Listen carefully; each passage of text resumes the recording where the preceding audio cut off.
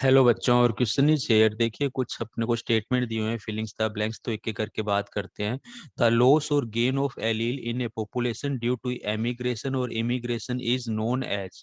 देखिए, ये हमें बात करें एक पर्टिकुलर पॉपुलेशन से, इसके अंदर या तो हमारा क्या हो जाए, जीन का लॉस हो जाए। जीन की जगह पे हम यहाँ पे एलील भी बोल सकते हैं, ठीक है। एलील का लॉस हो जाए या गेन हो जाए, तो उस टाइम हमें क्या देखने को मिलेगा, यहाँ पर जेनेटिक डिफरेंसेज हमारा क्या हो जाएगा, जेनेटिक वेरिएशंस कह दीजिए, ये हमारा क्या होगा, रिड्यूस्ड होगा डिफरेंसेस के अंदर, ठीक है। और ये जो कंडीशंस होती है, हमारा जीन फ्लो कहलाता है। जीन फ्लो के अंदर हम क्या देखते हैं, हमारे पास में एलील का या तो लॉस होता है या गेन होता है, ठीक है। तो ये कंडीशन हमारी क्या कहलाती है, अगर हम बात करें तो जीन फ्लो कहलाती है। वहीं हम दूसरे स्टेटमेंट की तरफ पढ़ते हैं।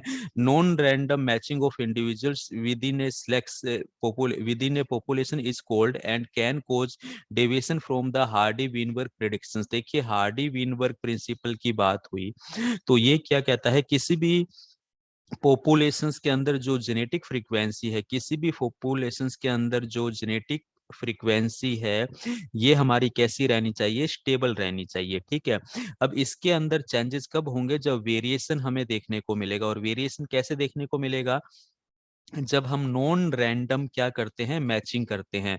नॉन रैंडम मैचिंग का मतलब हम क्या करते हैं, सिलेक्टिव मैचिंग करते हैं। क्या करते हैं, सिलेक्टिव मैचिंग करते हैं।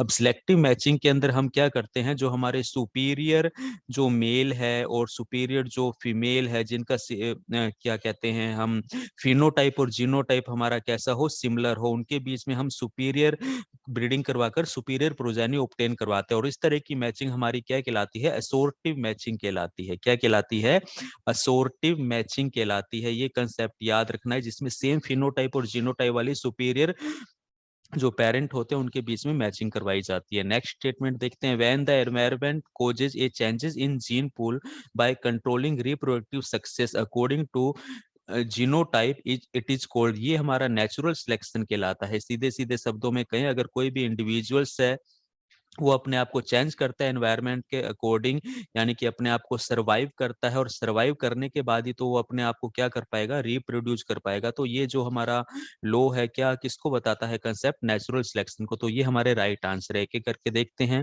पहले ऑप्शन में जीन फ्लो दिया है, दूसरा एसोर्टिव मैचिंग है, तीसरा नेचुरल सिलेक्शन।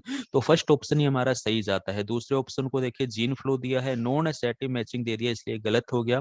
पहले में जीन इरोजन दे दिया, तो ये गलत हो गया सी में।